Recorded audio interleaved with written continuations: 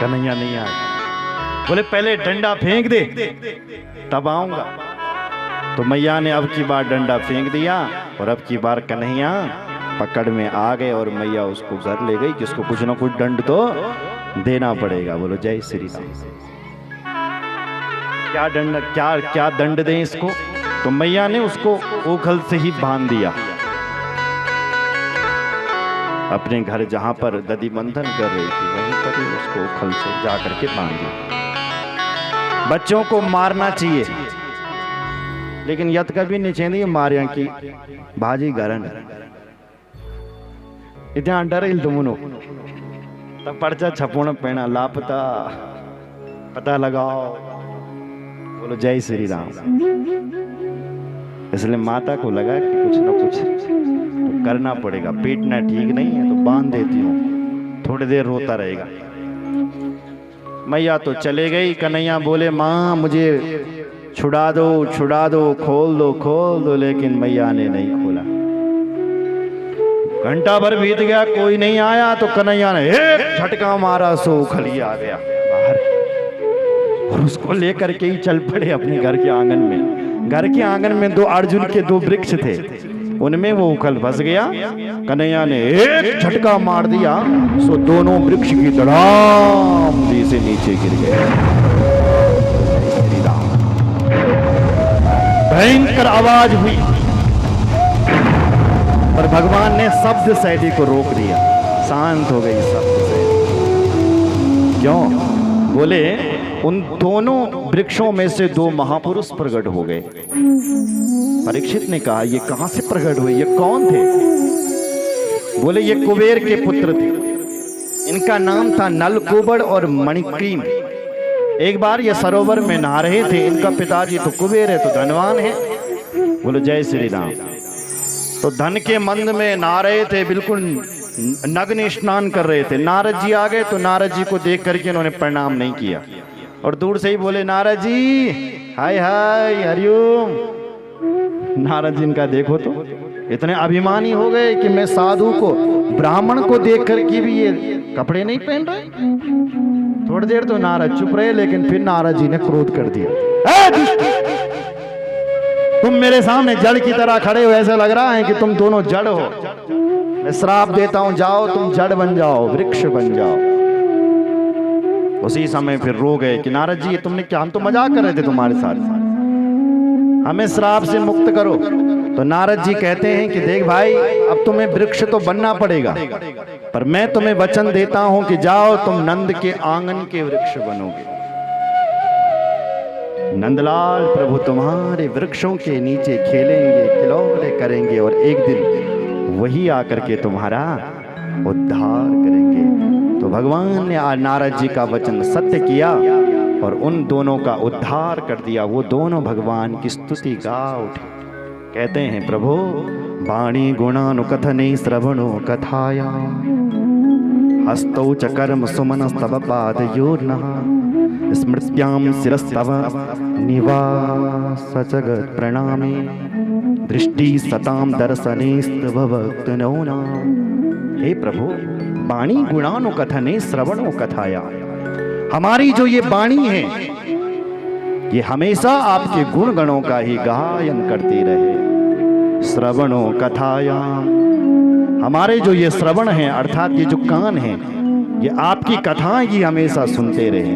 हस्तौ च कर्म समनस, हमारे जो ये हाथ हैं इन हाथों से हम आपकी सेवा करते रहे। शिरस्तव पादयोः, ये सिर हमारा आपके चरणों में झुका रहे। दृष्टि सदाम दर्शने, ये जो हमारे आंखें हैं दृष्टि ये हमेशा आपका दर्शन करती रहे, यही हम चाहते हैं।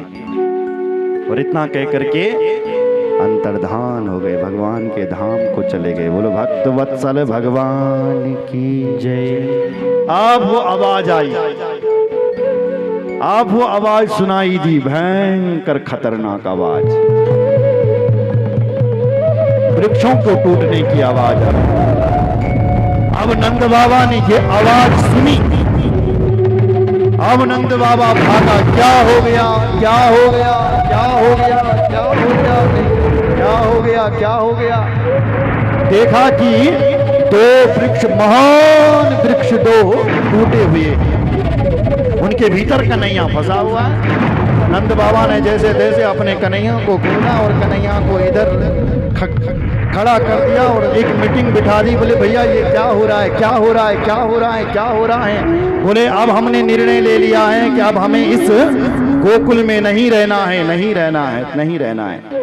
क्यों?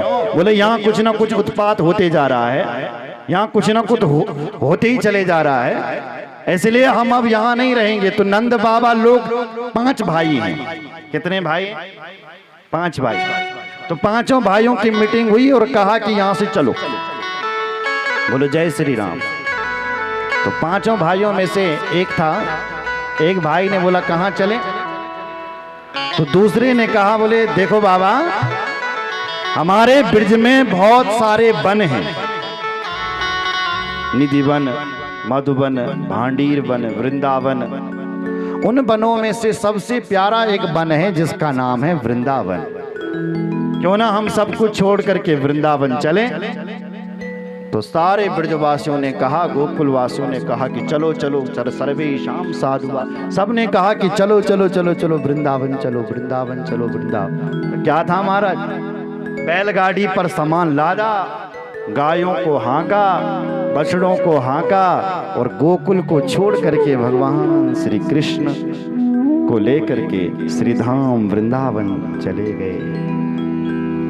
और जैसे ही वृंदावन का दर्शन किया तो कैसा है वृंदावन? वृंदावनम गोवर्धनम यमुना पुलिनानि च भिक्षासितुत्तमा प्रीति राम माधव यो नृपा। वृंदावनम गोवर्धनम यमुना पुलिनानि। आज उस वृंदावन को देख करके, वृंदावन की हरियाली को देख करके दोनों भाइयों का मन वहां लग गया और कहते हैं कि मैया मैया, यहाँ तो हम अपनी गाय चराएंगे, देखो तो यहाँ कितनी सुंदर सुंदर घास है, घास है। मैया बोली पेन गौड़े थे चरोना, हम भी गौड़ा चरो, पेन भी गौड़े थे चरोना, बेटा गाय तो चरानी पड़ेगी, चलो पहले कुटिया बनाते हैं। तो वृंदावन में ही नंद बाबा ने सुंदर सुंदर कुटिया बनाई और वहीं जाकर के ही अपना गांव बसा दिया। 4 साल की अवस्था में कन्हैया ने गोकुल को छोड़ करके वृंदावन में ही आ गए। बोलो जय श्री राम। कहते हैं कि हम यहाँ गाय चराएंगे। मैया ने कहा पहले बछड़ा चरा, तो अब कन्हैया छोटे छोटे बछड़ों को चराते। तो कन्हैया बछड़ा चराने के लिए गया, एक कंस का भेजा हुआ वत्सासुर नाम का दैत्य बछड़ा बन करके आ गया और मिल गया कन्हैया के बछड़ों के साथ। कन्हैया समझ गए कि ये राक्षस है, तुरंत उसके पीछे के पैर पकड़े और घुमा करके दे मारा। सो वत्सासुर भी गोविंदाय नमो नमः प्रणाम। एक दिन अपने कन्हैया गायों बछड़ों को पानी पिलाने के लिए जा रहे थे। तो यमुना जी के तट पर पहुंचे तो एक वकासुर आ गया, वो बगोला बन करके कन्हैया की नाश्ता कर गया। कन्हैया का ब्रजवासी डर गए।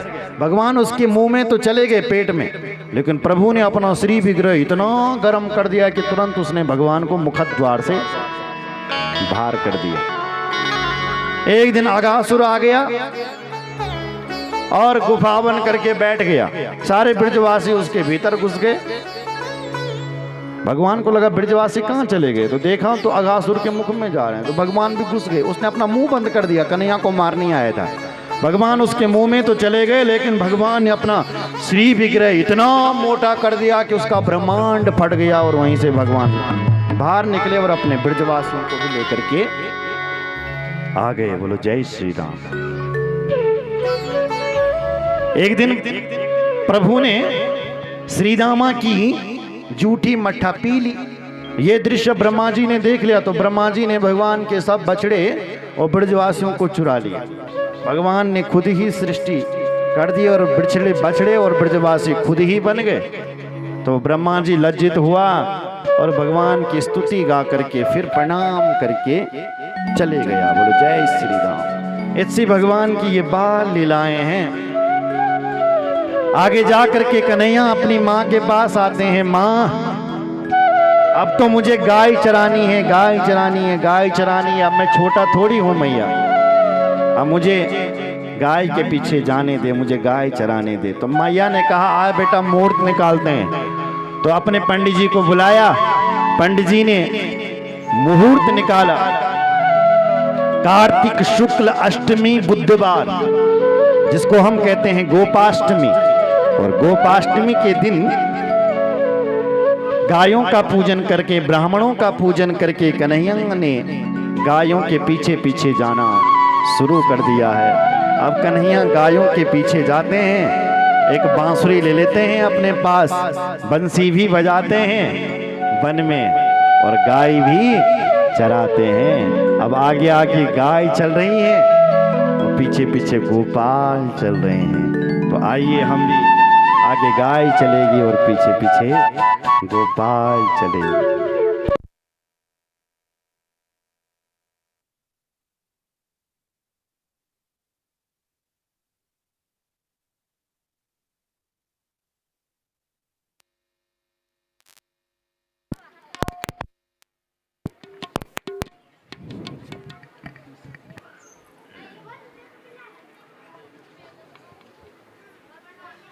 बोले कृष्ण कन्हैया लाल की, रामचंद्र भगवान की। छोटी छोटी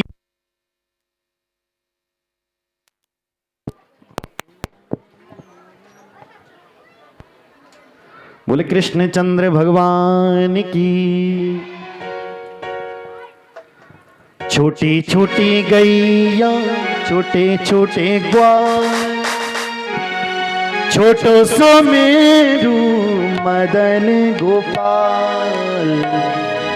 छोटी छोटी गैया, छोटे छोटे ग्वाल, छोटी छोटी गैया, छोटे छोटे ग्वाल, छोटो सो मेरो मदन गोपाल, छोटो सो मेरो मदन गोपाल। छोटी छोटी गैया, छोटे छोटे ग्वाल, छोटी छोटी गैया, छोटे छोटे ग्वाल, छोटो सो मेरो मदन गोपाल, छोटो सो मेरो मदन गोपाल, छोटो सो मेरो मदन गोपाल, छोटो सो मेरो मदन गोपाल।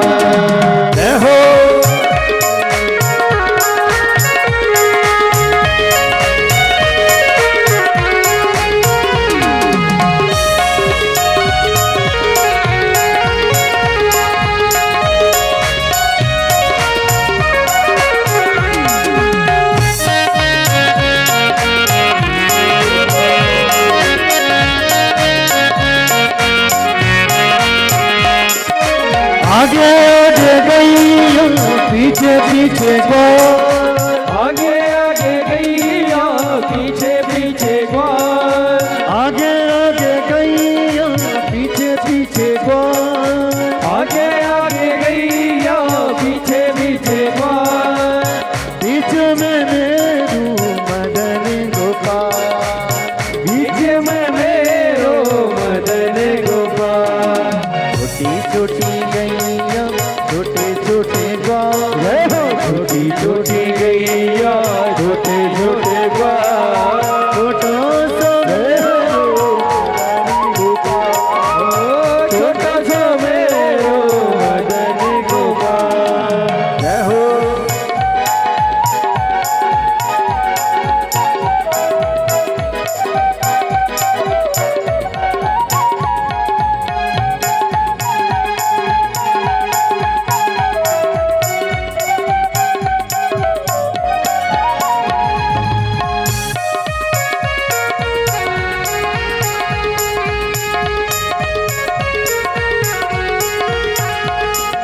घास खाने गैया, दूध पीवे ग्वाल, घास खावे गैया, दूध पीवे ग्वाल, घास खावे गैया, दूध पीवे ग्वाल,